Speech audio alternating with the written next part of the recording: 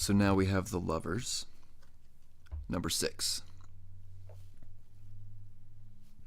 So,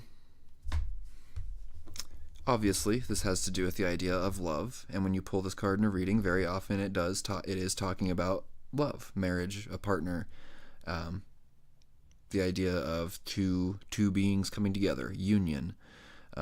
It's a pretty straightforward card in that sense when you're doing a general reading for someone. If you're doing a love reading for someone and this pops up, that's usually a pretty good indication of some pretty positive influences within somebody's love life.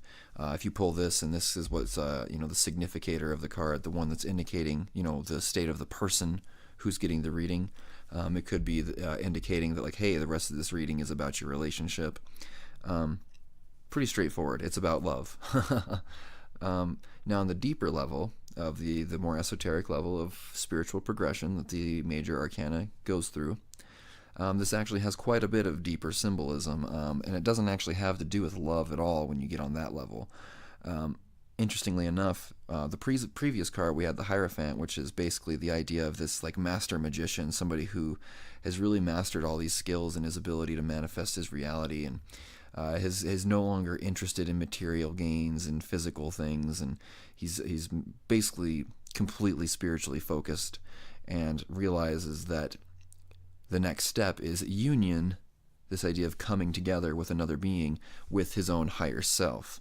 And that's what this angel here, the holy guardian angel, the higher self, and what's being indicated here, I guess you can't really see too well from there, but what's being indicated by the man looking at the woman there and the woman looking up at the angel is this is actually a very deep level of symbolism of the masculine and feminine side of the mind, of consciousness, and their nature of how they work.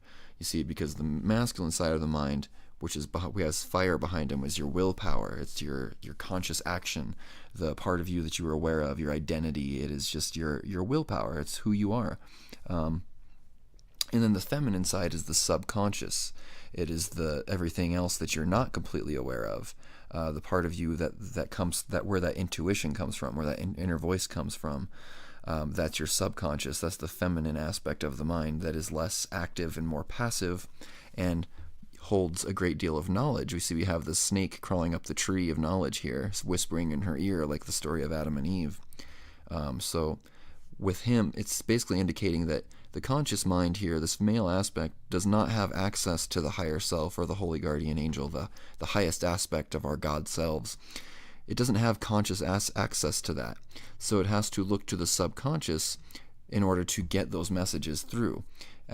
So the messages and the influence from the higher self and the holy guardian angel comes through the subconscious, the feminine aspect of the mind, and then you look at that through your conscious mind.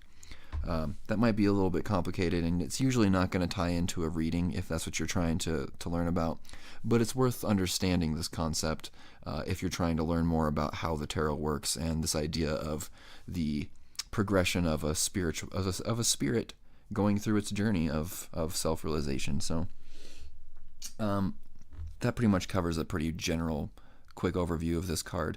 So in the next video, we're going to talk about the number 7, the Chariot. So thanks for watching. Hope you enjoyed the video, and I'll see you in the next one.